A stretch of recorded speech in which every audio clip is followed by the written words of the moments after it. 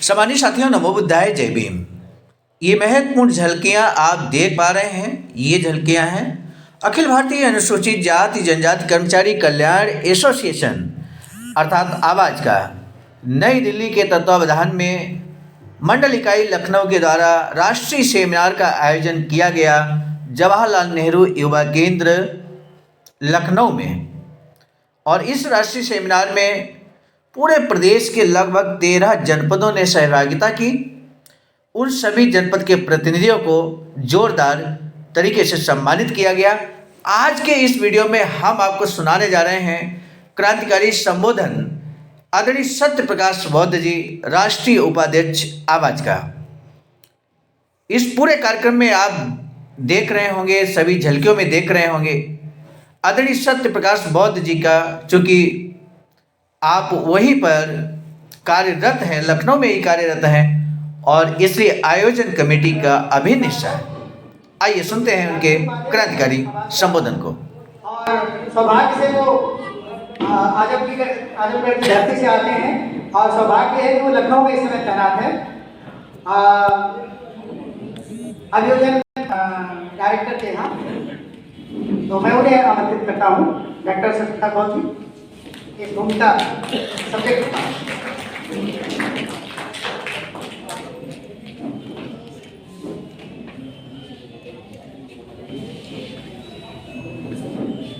बहुत बहुत साधुवाद श्रद्धेय अमृतलाल सर को।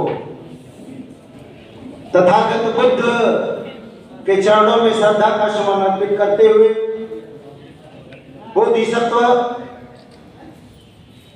बाबा साहब डॉक्टर B.R. अम्बेडकर के चरणों में श्रद्धा का सुमन अर्पित करते हुए एवं बहुजन समाज में जन्मे सभी महापुरुषों के चरणों में श्रद्धा का सुमन अर्पित करते हुए मंचासीन हमारे सभी गेस्ट को सादर अभिवादन करते हुए एवं सामने उपासक उपासिकाओं को एक स्वर में सादर नमो बुद्धाय जय भीम। नमो बुद्धाय जय भीम। मैं अखिल भारतीय अनुसूचित जाति जनजाति कर्मचारी कल्याण एसोसिएशन का मैं राष्ट्रीय उपाध्यक्ष हूँ और हमारी टीम संगठन कर्मचारी के तो बहुत ढेर सारे संगठन होते हैं, लेकिन संगठन का उद्देश्य होना चाहिए। बिना उद्देश्य का कोई काम नहीं होता।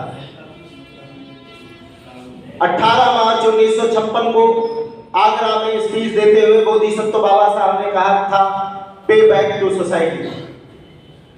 अपनी कमाई का, अपनी बुद्धि का और अपने समय का 20वां हिस्सा यानी 5% आप समाज में लगाने का काम करेंगे।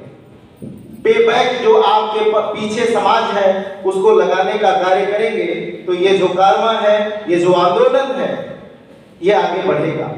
बोधिसत्व बाबा साहब वांग्मय खंड 10 में लिखते हैं, यह आंदोलन आज का नहीं है, यह आर्यनार से लेकर के सूर संग्राम से लेकर के और आज तक चलता आ रहा है और आगे भी चलता रहेगा। यह दो सभ्यताओं का द्वंद्व है,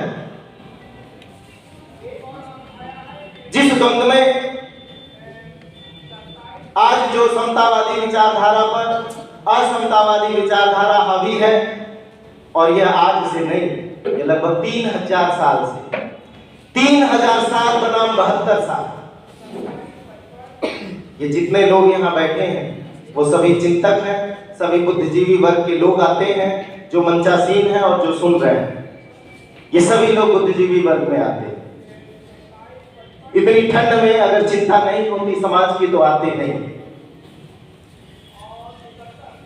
इससे साफ जाहिर है कि चिंता है, लेकिन क्लियर होना चाहिए कि हम किस तरफ खड़े हैं। आज पूरा समाज, Bahujan Samaj, OBC SC ST का लोग, पूरे देश का लोग आज चिंतित है कि जिस भारतीय संविधान के अधिकार के प्रदत्त अधिकारों से हम सेवाओं में, राजनीति में, सारे पदों पर हम आए, आज वह एक एक करके इन असमतावादी विचारधारा के लोगों के द्वारा नए नए कानून बना करके खत्म किए जा रहे हैं। इन सबकी जिम्मेदारी जो नौकरी पेशे में लोग हैं, जिनके पास मनी माइंड टाइम है, उनके कंधे पर ज्यादा है।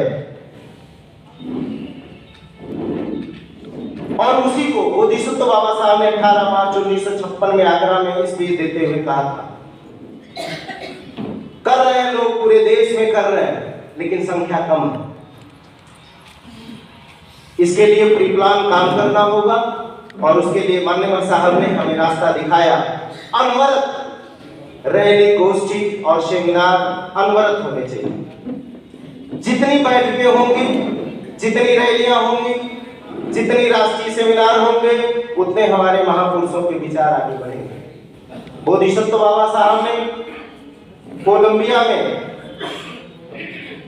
जब एडमिशन हुआ, उस समय उन्होंने दीवार पर लिखा था, ब्लैक बोर्ड पर, कि महापुरुष मर जाते हैं लेकिन उनके विचार जिंदा रहते हैं। बोधिसत्व बाबा साहब ने नीचे की लाइन कट कर दी।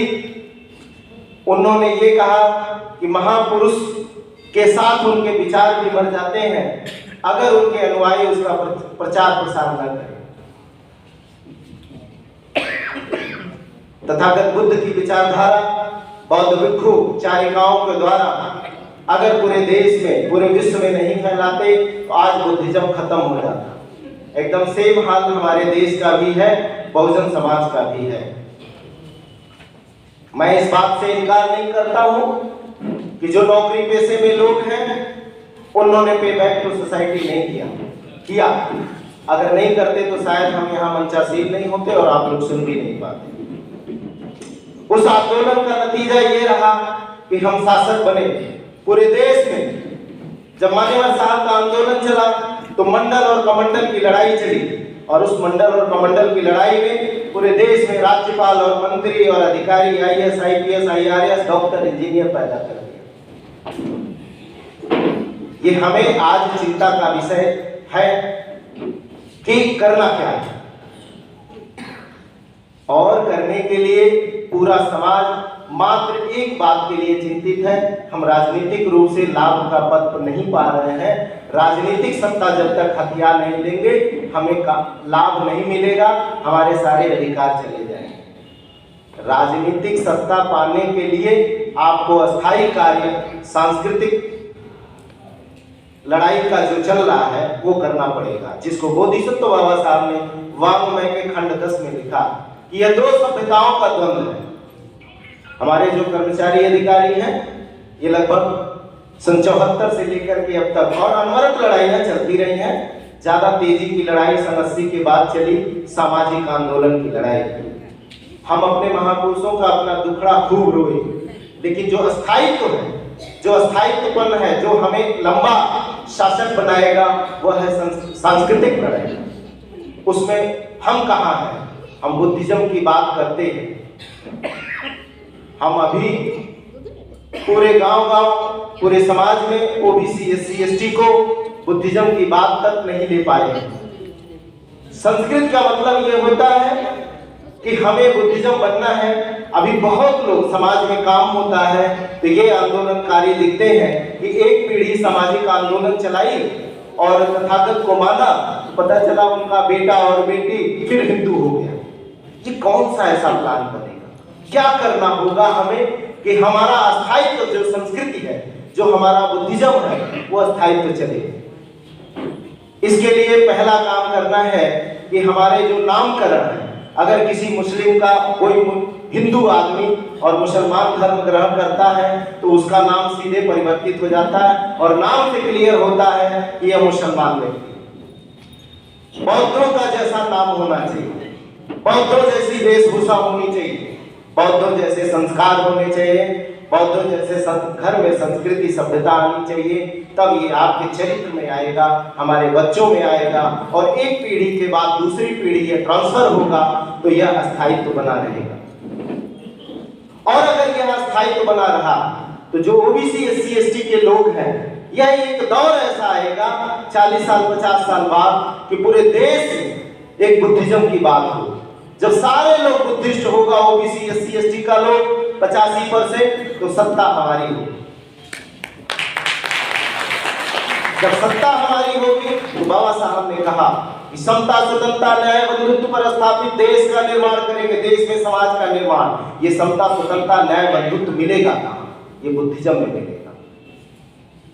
ये कहीं नहीं मिलेगा, ये बुद्धिज्म में मिलेगा। इसको हमें अपने चरित्र में उतारना पड़ेगा। ये हमारा दायित्व बनता। आज का सब्जेक्ट है, हमारी टीम ने सब्जेक्ट रखा कि हमारा क्या दायित्व क्या बनता है। ये हमारा दायित्व बनता है कि सामाजिक आंदोलन के साथ, अपने दुखों के साथ, इतिहास के साथ यह भी बात करें कि आगे हमें करना क्या है। ये लंबी लड़ाई लड़नी होगी, ये छोटी लड़ाई नहीं। ये इसके लिए एक पीढ़ी खपाना पड़ेगा। लेकिन हम सोचते हैं कि आज हम पेड़ लगाए, दूसरे दिन हमें फल मिल जाए। कोई भी आम का पेड़ भी आप इसे एग्जाम्पल देख लें, आम का पौधा भी लगाते हैं तो 15 साल लग जाता है फल खाने के लिए, और हम आंदोलन करते हैं तो पता चले 4 साल बाद हमें लाभ मिले। हमें 20 साल आंदोलन करना होगा, अपना जीवन खपा देना होगा, बिना लाभ देखे हुए, बिना राजनीतिक सत्ता देखे हुए। जब पूरे देश में मनुवादी व्यवस्था कायम थी तो तथागत बुद्ध ने चारिकाएं, पैदल चारिकाएं करके पूरे देश को बौद्धमय कर दिया। पूरा देश हजारों साल बौद्धों का शासक रहा। हमारे पास तो पैसा है, हमारे पास बुद्धि है, हमारे पास गाड़ी है, आज तो सोशल मीडिया है, हम क्या नहीं कर सकते। लेकिन हमारा मोरल डाउन है, हमारा मनोबल गिरा हुआ, और इसलिए नहीं गिरा हुआ कि हमारे पास कुछ नहीं।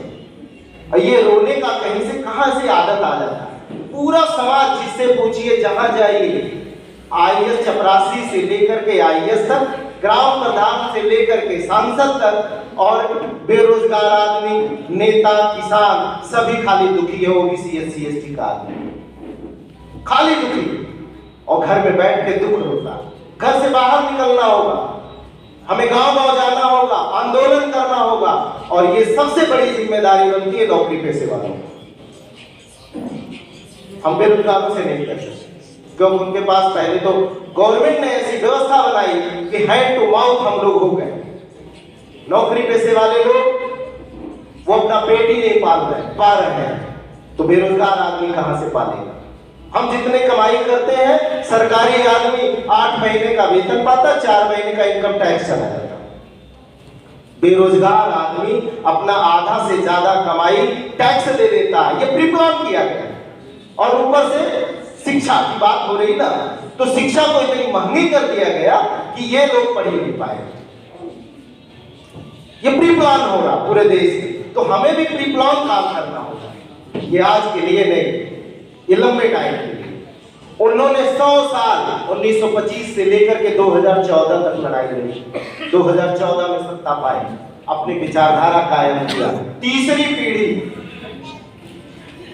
पीढ़ी लगा उनको अपनी विचारधारा कायम करने में, और सारा कुछ हो गया। हमें दुखी नहीं होना, हमें परेशान नहीं होना।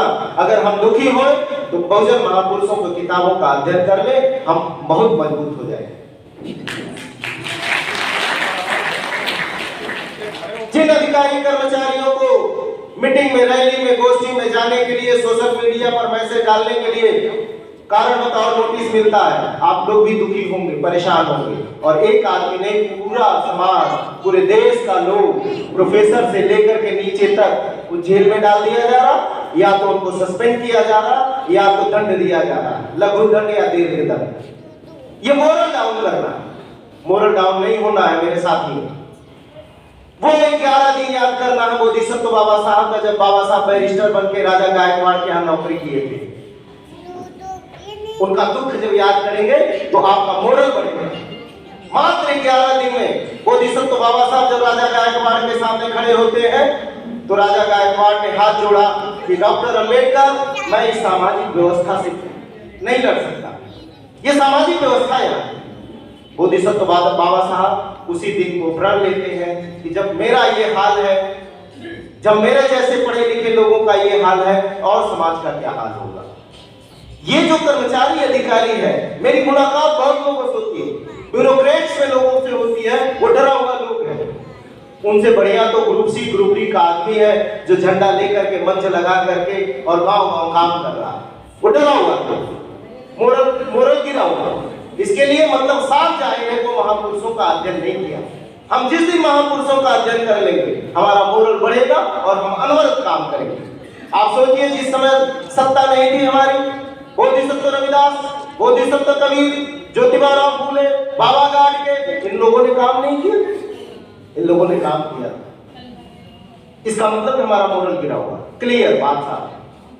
हमें अपना मनोबल बढ़ा करके, अपने बहुजन महापुरुषों का साहित्यों का अध्ययन करके, उनसे प्रेरणा लेते हुए समाज में काम करना होगा, दिन रात निकलना होगा, संडे को संडे नहीं, रोज शाम।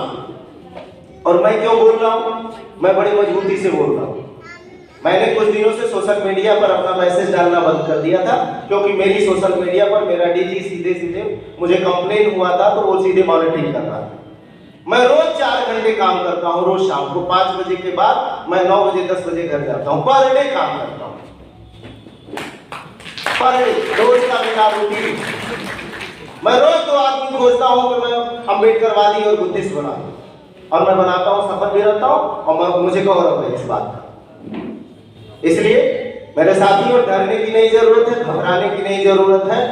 जिनके पेट में खाना नहीं था, हमारे बाप दादा जो जिनकी हरवाही करते थे, उनसे स्वाभिमान के लिए लड़ाई लड़े, और हमको तो वेतन मिलता है। हमारे पास तो IAS IPS जज है, हमारी तो मदद करने के लिए लोग खड़ा हुआ है, संगठन है, संविधान है। उस समय लोगों ने लड़ा, तो हम तो बहुत कुछ कर सकते हैं। इसी वाणी के साथ मैं अपनी बात समाप्त करता हूं। आप लोगों ने सुना, मुझे धैर्य से बहुत बहुत साधुवाद, सादर नमो।